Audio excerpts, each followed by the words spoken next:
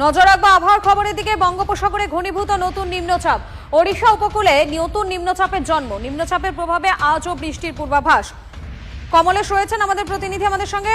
কমলেশ, আবহাওয়া দপ্তর সূত্র মারফত কি জানতে পারছো, আবহাওয়ার কি পরিস্থিতি থাকবে?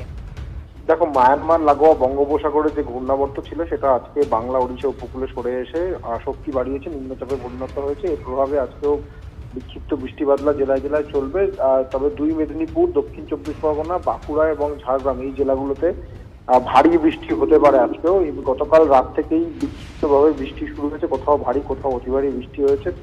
যেটা আবহাওয়া দপ্তর সূত্রে পাওয়া যাচ্ছে, সাগরদ্বীপে 122 মিলিমিটার, ক্যানিং এ 83 মিলিমিটার, কাঁথিতে 77 মিলিমিটার, মানে দক্ষিণবঙ্গের অনেকগুলো জায়গা বিশেষ করে উপকূলীয় অঞ্চলে ভারী থেকে অতি ভারী বৃষ্টি হয়েছে। এই নিম্নচাপের প্রভাবে আজকেও ভারী বৃষ্টির সম্ভাবনা রয়েছে, আগামীকালও বিক্ষিপ্ত বৃষ্টি চলতে থাকবে। এখনই শুকনো আবহাওয়ার আশা কম।